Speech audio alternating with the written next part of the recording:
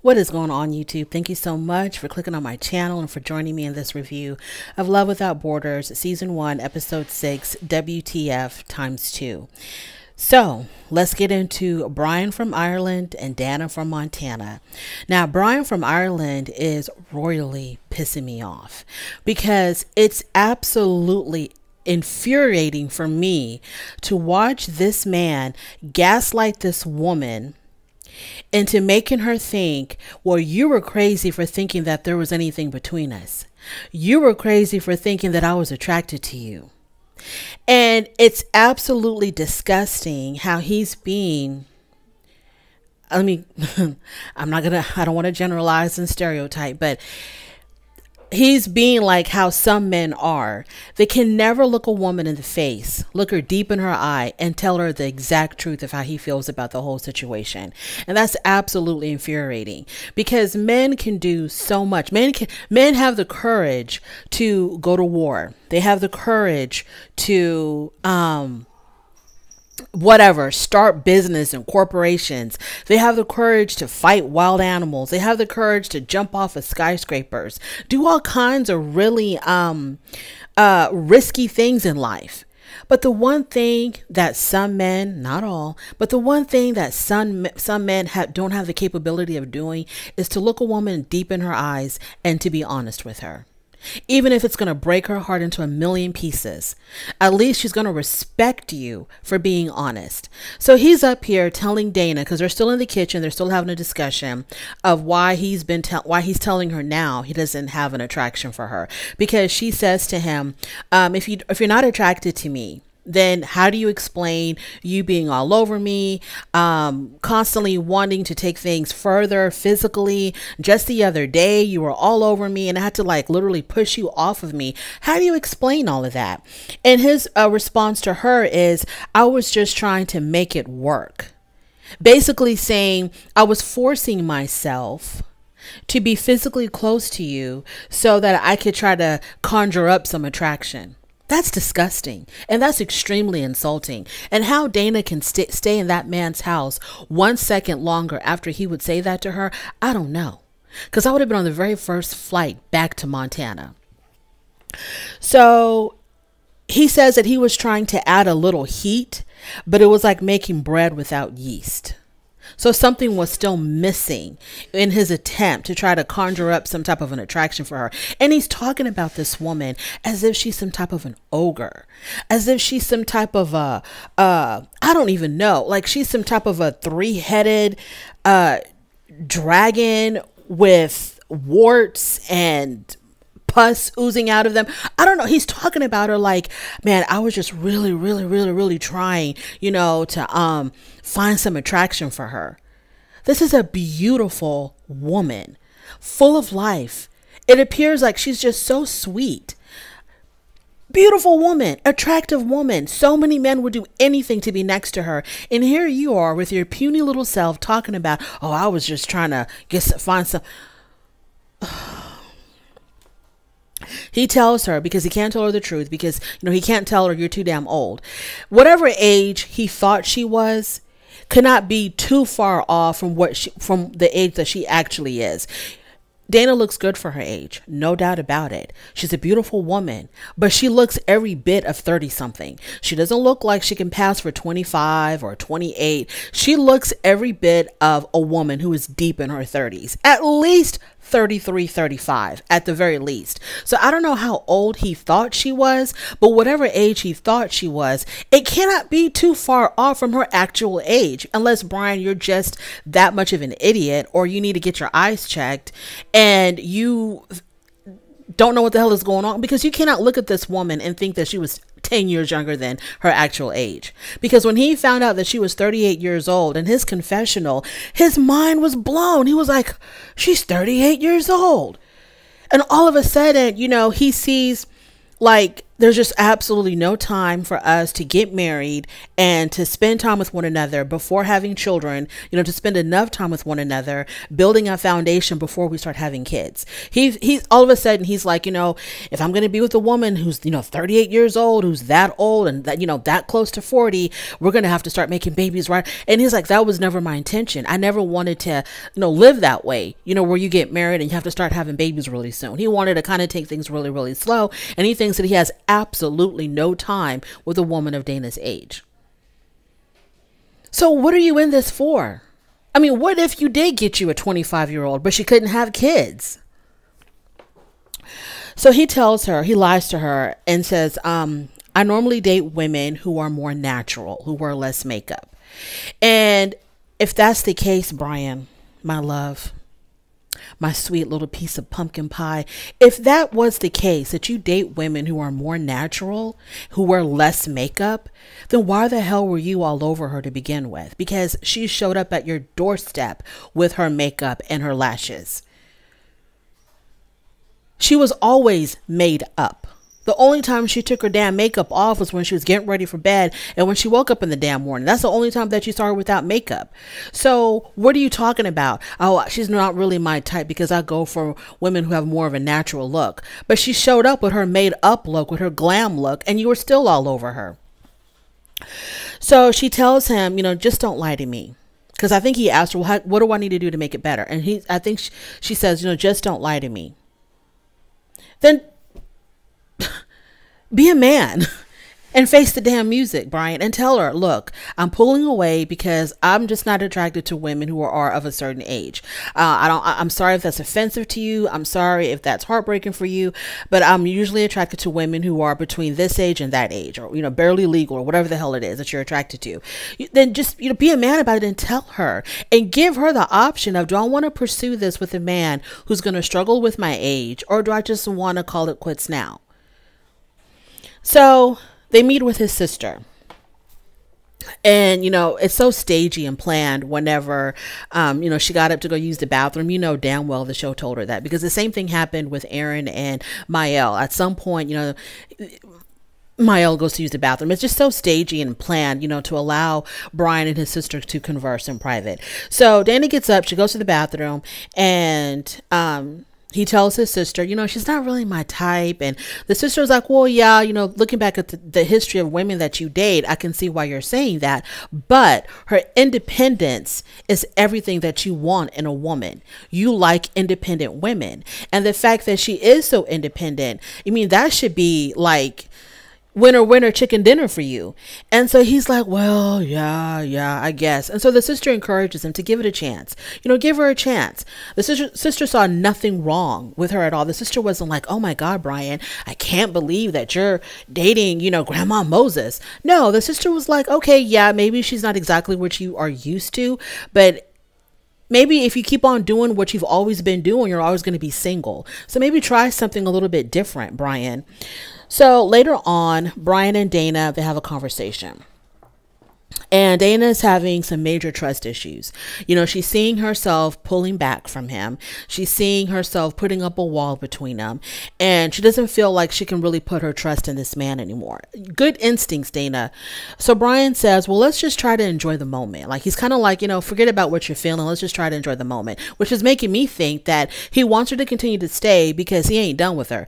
He still is probably going to try to pursue a physical relationship with her. So he's not ready to let her go just yet until he hits that home run. Excuse me for being so crass. So Dana says that she's really hurt that he had that Brian had led her on, and that she really has no incentive to stay. No, you don't, because this man's a liar. This man's a liar and he's a coward. And Brian encourages her to stay. He tells her all of this, poetic language about how, we need to try to make this work, and I want you to put your trust in me again, or whatever. He's just trying to tell her a whole bunch of BS to encourage her to stay. So Dana says that she forgives, but Dana forgives. So she decides to go ahead and forgive him, right? So Dana can go ahead and forgive this man, but I'm not going to forgive him. because I like my girl Dana, and I don't like what you did to her. I don't like how you move, Brian. I don't like how you clearly bold-faced lie, and then you make her feel like she's doing something wrong because she wants to protect her heart, and she wants to pull back from you because of the fact that you basically are telling her, hey, I'm not attracted to you, and I was forcing myself to be physical with you because I was trying to dig deep and try to find a scintilla of attraction for you. I'm not going to forgive a man like that. Dana, you're a much better woman than me because there's no way in hell that I would forgive a man like that. So he gaslights you, he lies to you, but you're like, oh, I can still try to forgive him. You tell me, a man has to tell me one time and one time only that he's unattracted to me for whatever reason, my age, my looks, whatever. I don't give a damn. You got one time to tell me that and I am out of there. So I don't know why she feels like she needs to give this man a second chance. I mean, she's not that crazy about farming. I mean, anyways, good luck, Dana. Good luck. I'm going to pray for you. But Brian, I got my really good eye on you. I have zero trust in you. I don't like how you did my girl Dana. I don't like how you move. It's absolutely pathetic and cowardly, what you did right there. Absolutely pathetic and cowardly. Moving on to Gurleen and Sharayas. I'm so sick and tired of Gurleen. So after their last argument, because they argue all the time, after their last argument, Gurleen wants to make nice. She wants to, make amends with Sharayas. And so she goes and she buys a Christmas tree and she decorates the apartment. And, momentarily things are okay. So they go to a Christmas party. And as they're leaving the Christmas party, they get into an argument. And the argument is, she says that there's no gender equality in Dubai and women are second-class citizens and whatever. And so he's trying to explain to her, it's not really like that. That's like a stereotype of, some Middle Eastern countries. And so he tries to give her an example and say, for example, my family, my sister and I were treated equally. I wasn't given any type of special privileges or advantages or anything like that. And my sister can tell you herself that she doesn't experience any type of gender bias or gender discrimination in Dubai. So she doesn't want to believe that. She's like, so she tries to bring up her example. So they're arguing about this whole thing, whether or not there's gender discrimination or inequality in Dubai and how prevalent is it. So then she starts recording their argument, and that really, really pissed him off that she was doing that. She says in her confessional that she was recording the argument so that they can discuss it later. What? What are you talking about? You're not a therapist. You're not going to sit here and be like, hey, Sharayas, let's go over the argument that we had and, point out some pros and cons of how we argue with one another or whatever her reasoning was. So the producer asked her, so where's the video now? And she said she deleted it. Why did you delete it if you were going to use it as a learning tool later on? So the next day, they're hosting Christmas at their apartment. So Sharayas' family comes over. But there's tension between Sharayas and Gurleen, and I think the family could sense that. So after the family leaves, he takes out the trash. And I was hoping and praying that when he walked out that door with that trash, that he would never come back. That he would just keep on walking right back to his parents' house and never have to worry about Gurleen ever again. So he goes out, he takes out the trash.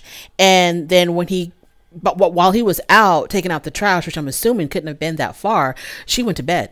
Because that's what she does. She goes to bed, early. She keeps senior citizen time. She goes to bed extremely, I think it was still daylight outside. She went to bed because I guess she didn't want to have a conversation with him when he came back from taking out the trash. So then Gurleen meets with the expert Erica, and she says that they're having problems, and she blames their problems on the fact that they don't see eye to eye on whether or not there's gender inequality in Dubai. And I'm like, what a crazy thing to base your relationship on. Like, I can't be with this man because he doesn't see things the way I see them as far as gender inequality in Dubai. So Erica was like, okay, I think you're making up excuses, but the reason why we matched you with Sharayas was because you had told us that you grew up in a household where it was was very unloving. Your parents were not extremely warm and fuzzy with you, never told you that they loved you, didn't tell her that they cared about you. Probably she felt alienated from her parents. And so they wanted her to be with a man who came from the same culture, but had a completely different family experience. And so Sherez's experience, his parents accept him for who he is. They love him. They show love to him, very affectionate with him, and they accept him for who he is. They don't try to change him or put any kind of expectations on him. I get the feeling that with Gerline, her parents probably had certain expectations of her, and she did not live up to those expectations. And so her parents are probably extremely distant with her. So Erica tells her, this is the reason why we matched. We wanted you to experience an Indian family that can love and be affectionate and be open and be accepting of their children. And this is the reason why we matched you. So she says that she has a hard time finding love or whatever. I think she's sabotaging herself. I think with Gerline, because of the fact that she never experienced that kind of unconditional love, she doesn't know how to give it. And so I think when she's in relationships, she's so scared of the possibility of loving someone or being loved. And so she sabotages her relationship, because what a crazy thing to base your relationship on, to be like, oh, he doesn't think that there's gender inequality in Dubai, so I don't want to be with him. What are you talking about, Gerline? Just admit it. You don't want to open up your heart. You don't want to be vulnerable because you might get hurt. You don't want to take that risk of being rejected. And so you're going to try to sabotage the relationship and be the mean one and do the rejecting. And that's how you feel like you're protecting yourself. So I don't even know why you're even on this show if you can't just be a little bit more open-minded and be a little bit more patient and try to just see things in a way that you've never seen them before. Just trying to kind of look at things from a completely different perspective. But girl, good luck. Whatever issues you got going on, Gerline, I feel for you, but I don't think Miss Erica can fix it. Moving on to Aaron, and one more thing about Gerline and Sherez.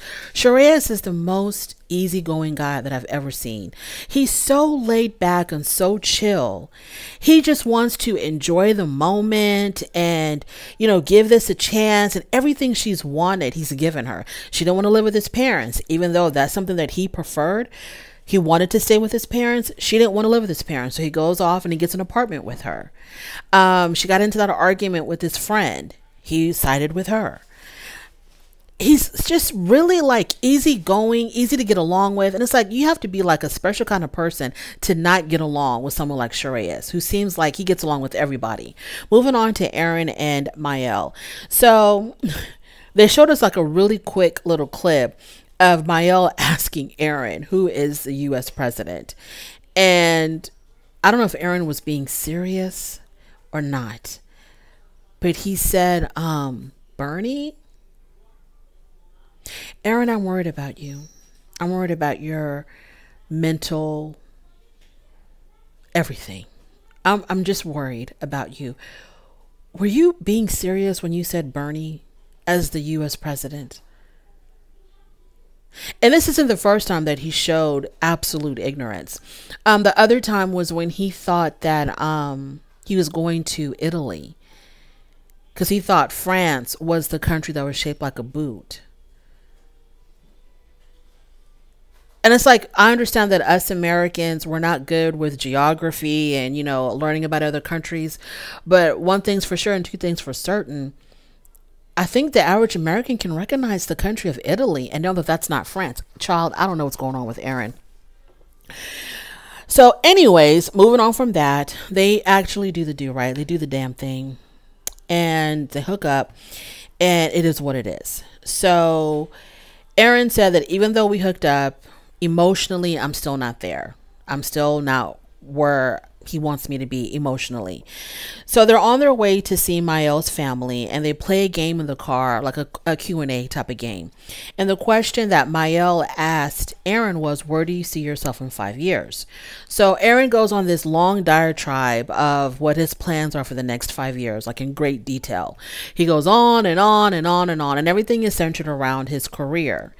And after he's done talking, Mael was like, well, what about relationship wise? And Aaron basically was like, I'm going to be so busy building my empire. I'm just not going to have any time for relationships. And so Mael is kind of like, okay, so he doesn't picture me at all in his future, or him having any kind of relationship at all in his future. This is very, very concerning. So they get to dinner. We meet Mael's mother, Mael's two brothers, and the genetics are strong in that family. And so Mael goes to the bathroom. Okay, the whole stagey thing. He goes to the bathroom so that Aaron can talk to the family, whatever, in private. So Aaron tells the family that, they're getting along great. Mael is such a great guy, but I'm just not there, like, romantically. And so when Mael shows back up again, Aaron tells him, I was just letting your family know, because Mael, I think, wanted to know what they were talking about. And so Aaron says, yeah, I was just telling your family that, everything, we're getting along really, really good. We're having a really good time here in France.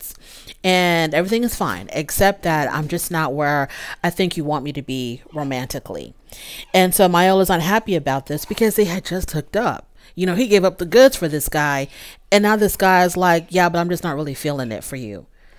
So basically you're saying that you just used him.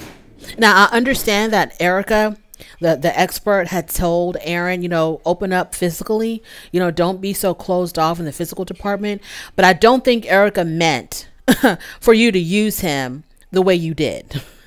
Okay. I think Erica meant, like, okay, let's start with a massage and let's go really slowly. Maybe try holding hands, maybe try kissing. I don't think she meant if you still don't have an attraction for this guy. Anyways.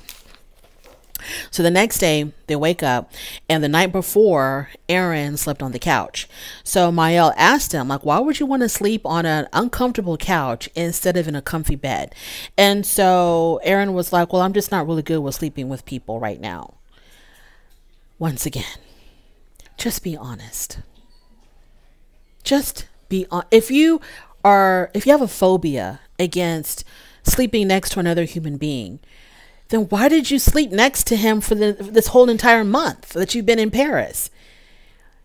If you have such a phobia about sharing a bed with someone, then you would have told him that very first day, hey, I have a phobia against sharing beds with other people, so I'm just going to sleep somewhere else. Be honest. That's not the reason why. You're trying to let him know, you're trying to be passive aggressive, and you're trying to let him know, I'm not feeling you, out to the point where I can't even share a bed with you anymore. Be honest. So Mael says that Aaron was expecting love at first sight. Aaron was expecting for there to be some kind of like huge spark between us, this instant physical chemistry between us.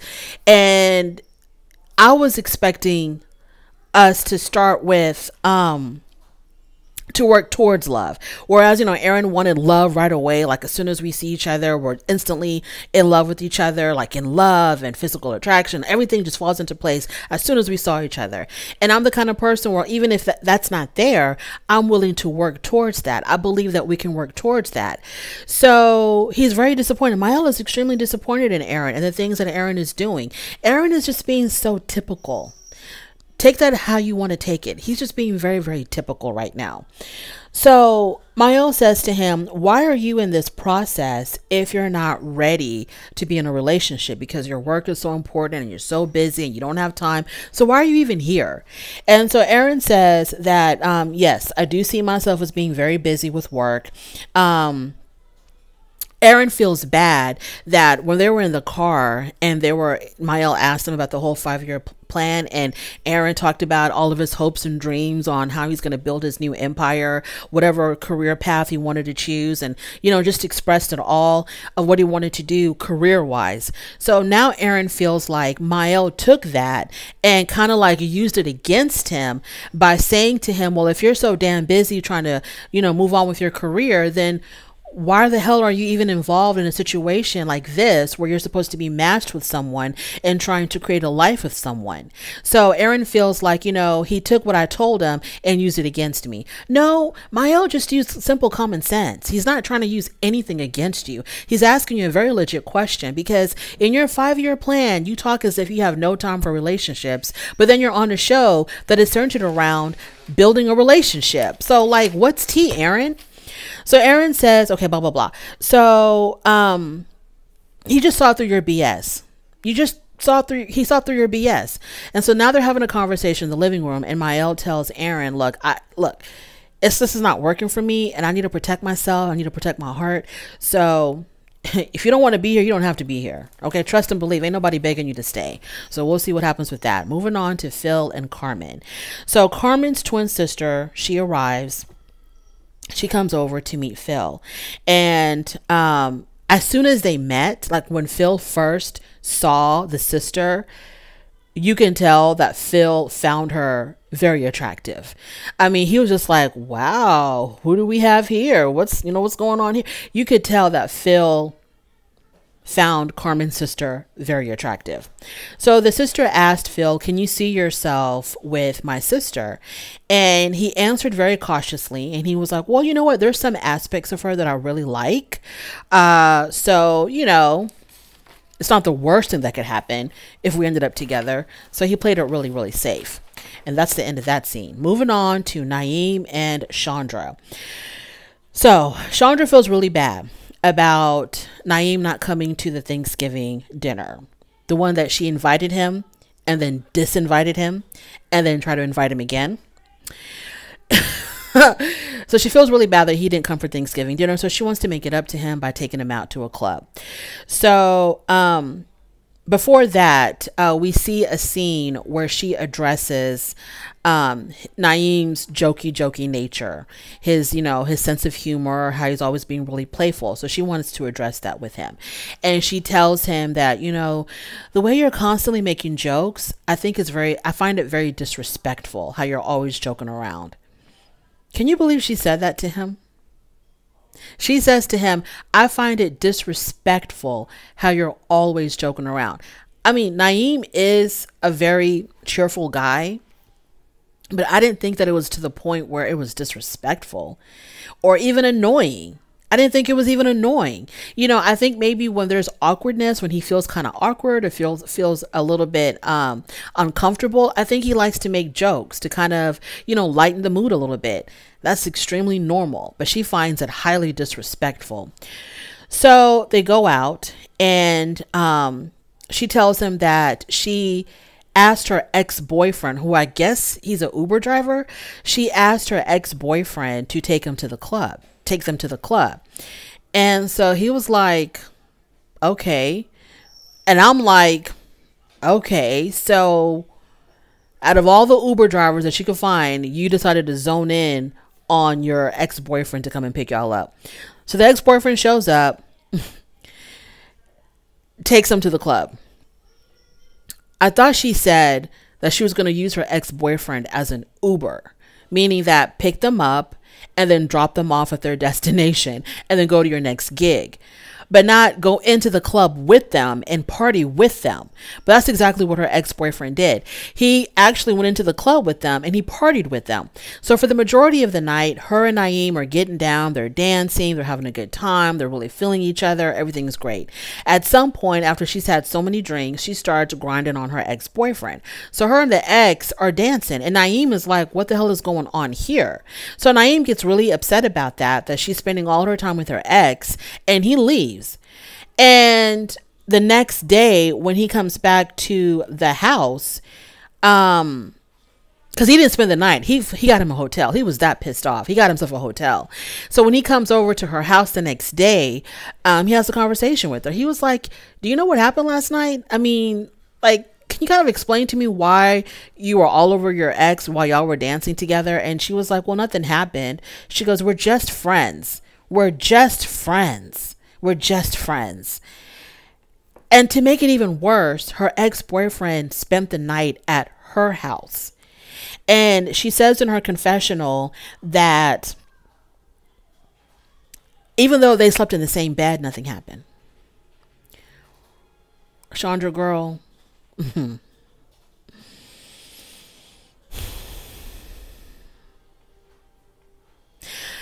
So you claim that it's absolutely disrespectful for him to make jokes.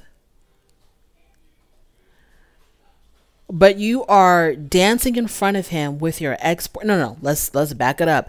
You're calling your ex-boyfriend to come and pick you and your new situation up, take y'all to the club, party with y'all. Then you spend a good chunk of the night dancing with your ex-boyfriend. Then y'all go back to your house. Y'all sleep in the same bed, but nothing happened. Just like I talk about how men cannot be honest. Chandra, who do you think you're fooling? That was blatant and intentional disrespect to Naeem. Why are you on this show if you still got the hots or you still got feelings for your ex? And nobody's buying. Nobody is buying that nothing happened when y'all went back to your house. Nobody's buying that. Nobody. Absolutely no one. Just because you say it doesn't make it so. And she tries to convince Naeem, well, we're just friends. We're just friends. Even if, let's give you the benefit of the doubt. Let's say nothing happened. Let's say nothing even happened. Why can't you take his feelings into consideration, see things from his perspective, and see how this can make him feel some kind of way that a woman that he's attempting to start something new with, a woman that he's attempting to have a relationship with, he left everything in America to come and try to, take this chance, the biggest risk of his life probably, to try to make something work with a stranger. And you completely disrespect him and you disrespect the whole entire process by hanging out with your ex-boyfriend all night and then bringing your ex-boyfriend back to your house and talking about how y'all slept in the same bed, but nothing happened.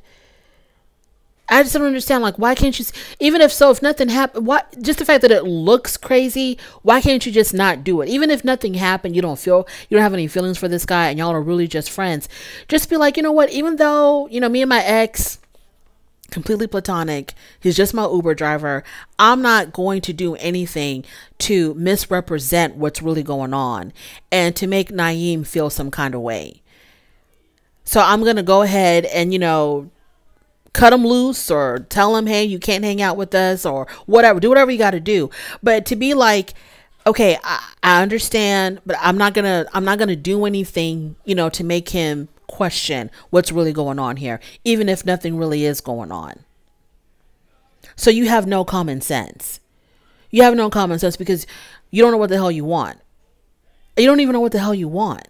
Like when you called your ex and asked him to come pick y'all up, you were not drunk. Maybe you can blame some of the things on being drunk, but at that point when you called him to initially come pick y'all up and take y'all to the club, you were not drunk.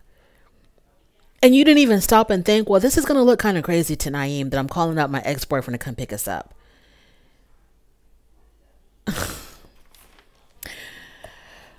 Naeem, why you're still there, I have no idea.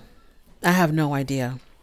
And Naeem, if you try to make things work with Chandra after all of this, then if anything, if she ends up breaking your heart into a million pieces, I ain't got nothing to say about it. I'm not going to have not 1 ounce of sympathy because all of that right there, all that she did, all of that drama that she did, that would have been enough for me to get into a plane and to go somewhere. I don't care where, just take me the hell out of here. You should not give Chandra another second of your time because nobody deserves that. That was just absolutely awful and disrespectful and disgusting. Anyways, that's my review. Thank you so much for joining me. I really do appreciate it. On your way out, do not forget to rate the video if you like this content. Go ahead and subscribe and I will definitely talk to you later. Bye.